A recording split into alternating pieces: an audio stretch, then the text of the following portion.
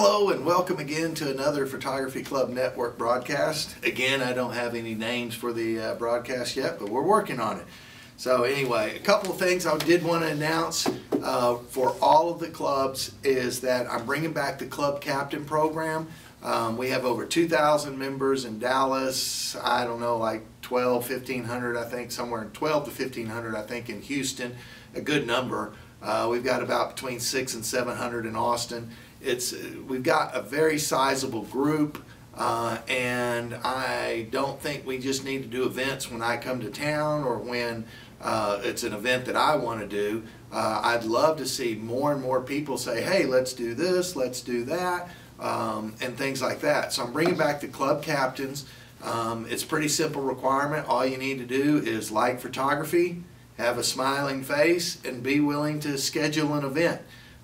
So if you're interested, send me an email. You can send it to Darryl at darrylbriggs.com, D-A-R-R-Y-L at darrylbriggs.com, and let me know you want to be a club captain, and I'll set it up, and you can just say, hey, I'm going to go see the Bluebonnet Festival. I'm going to go to this air show. I'm going to go to this event or something like that and invite other photographers. So I'd love to see more and more club captains at the various clubs and stuff. So let me know if you're interested in that.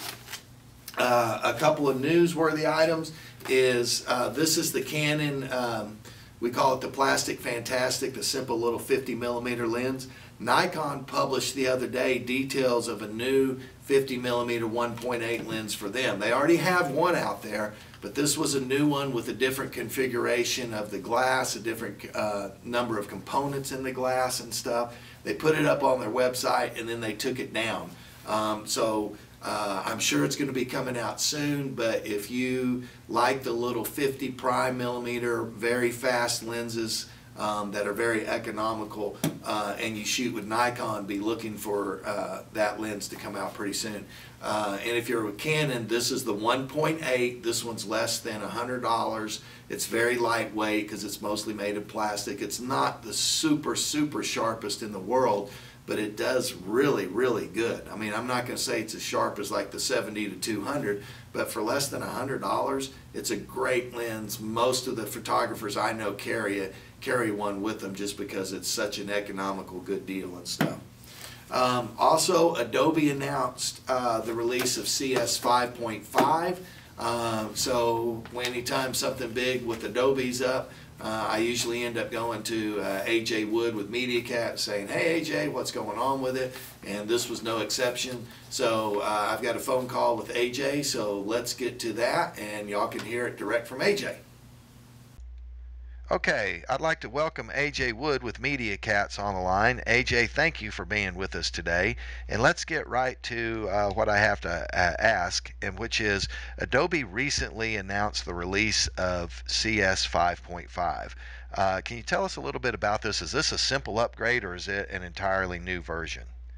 Sure. Well, thanks, Darryl, for having me on the show today. And the first point I'll address for your listeners is if you're a photographer and you primarily use Photoshop, then the CS 5.5 upgrade you can probably skip. There really wasn't anything new that was introduced for Photoshop users. Right?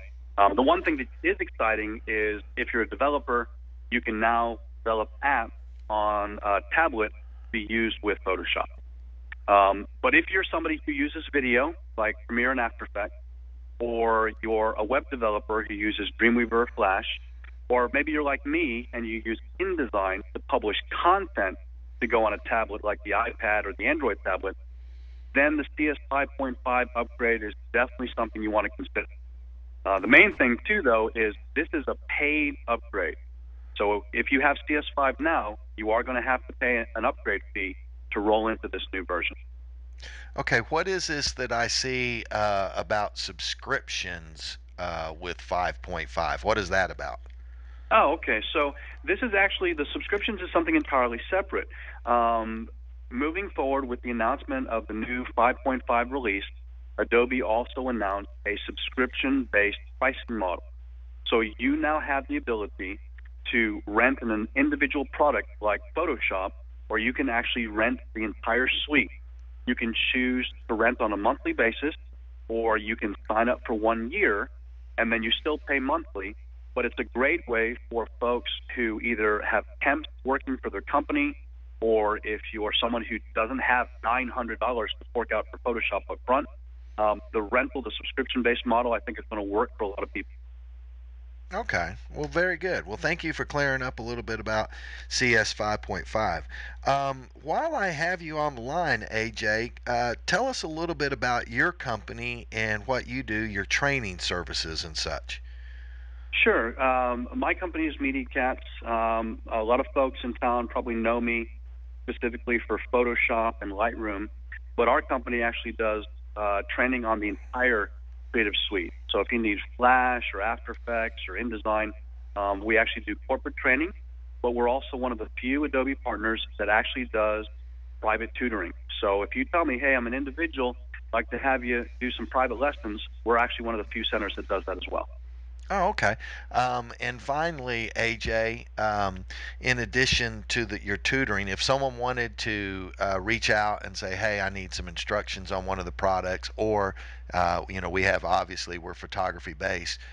What do you have to offer in the way of resources for the photographers out there if they either want to get a hold of you or they just want some tips and techniques and some other things that they can learn? What do you have for photographers out there?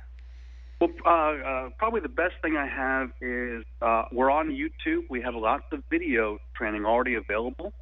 So if you simply go to ajwood.com/YouTube, I have just a whole load of videos related to Photoshop and Lightroom, and that library is expanding every week. If you want to get a hold of me direct, you can simply go to ajwood.com/Facebook, and that's actually where I do a lot of Adobe support questions on my Facebook page. Okay, and your YouTube videos and all that, that's entirely free. Our members can just go and they can go to that website and take a look at, choose a subject that you offer a video on, and it doesn't cost them anything? Yeah, it's entirely free, and even better than that, if you have an iPhone, you can actually download my iPhone app, and you can see all the videos on your phone. Okay.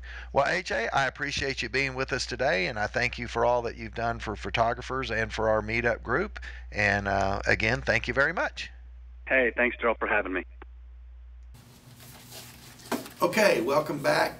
Thank you, AJ, for that. And we have a announcement from OnOne Software. They've put out Perfect Layers, which will work. It makes layers in, or reportedly makes layers in Adobe Lightroom. I have not tried it yet, but I'm going to try and do that and give you a report on it next week or the next edition that I have to try and give you either a thumbs up or a thumbs down on that. But anyway, that is from OnOne Software, Perfect Layers, and so I hope to have some more information on that pretty soon. That's about it for today. Don't forget about our feature product, the Expo Imaging Expo Disc. Great for setting custom white balance. The product's already featured on the Photography Club Network site, and I hope to have a video soon of me actually using this and showing you how to set your custom white balance. So that's it for this edition. I thank you for tuning in, and we'll see you again soon.